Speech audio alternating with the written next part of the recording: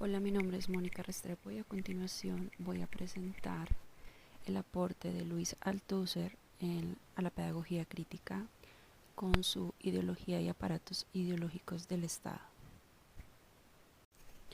Comenzaré contándoles un poco de la vida de Luis Althusser. Este filósofo nació en Argelia. Su madre era hija de un campesino muy pobre que había emigrado a aquel país para trabajar como guardia forestal.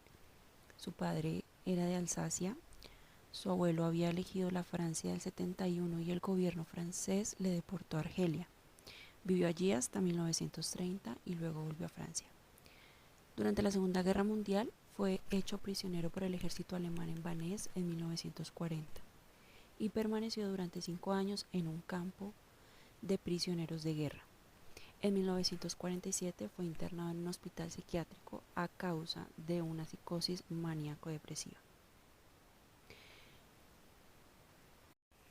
En sus escritos cuestionó la interpretación dominante del marxismo relacionada con temas humanistas y hegelianos. Frente a esta concepción propuso una lectura del marxismo en términos estructuralistas. Sostenía también que la sociedad estaba formada por una jerarquía de estructuras diferentes unas de otras, que gozaban de una relativa autonomía, aunque condicionada por consideraciones económicas en última instancia. Así pues, la historia era un proceso sin sujeto y los seres humanos pasaban a ser meros soportes o efectos de las estructuras de la sociedad.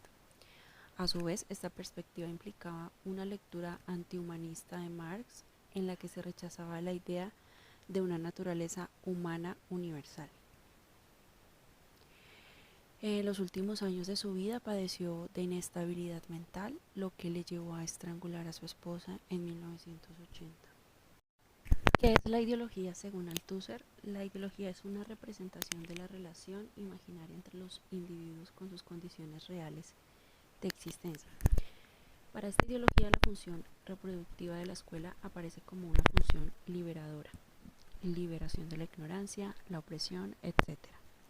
Incluso aquellos docentes que intentan confrontar el sistema con la ideología y luchan solos desinteresadamente han fortalecido la neutralidad de la escuela con sus víctimas e indirectamente han contribuido al fortalecimiento de su función reproductiva. Las escuelas parecen estar dotadas de una asombrosa capacidad de renovación y de utilizar iniciativas educativas, incluso alternativas o transformadoras. Su ideología particular es particularmente inmune a las críticas. Esta escuela enfatiza que el proceso de trabajo ocupa un lugar central en la reproducción de las relaciones de producción. En la escuela ocupa su posición actual porque el proceso de producción capitalista requiere que la educación de la fuerza laboral tenga lugar en gran medida fuera del lugar de trabajo, mientras que en las sociedades precapitalistas no lo hacía, principalmente en este campo. De igual forma, la transición de la división capitalista del trabajo a la escuela determina el surgimiento de diferentes tipos de instituciones escolares.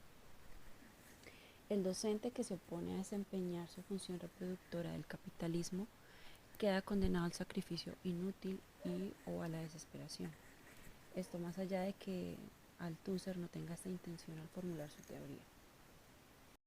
Ahora bien, la función de la escuela es como un proceso de implementación ideológica, como instrumento de represión, como disciplina normativa, como relación de poder que se da entre saberes y lo desconocido, a partir de saberes científicos, formas, rituales y procesos educativos entre ellos. Es un canal de democratización, movilización y movilidad social. Por otro lado, es una máquina de poder, represión ideológica y disciplina normativa. Las escuelas son herramientas fundamentales para introducir y construir conceptos sobre el Estado y la sociedad civil contemporánea.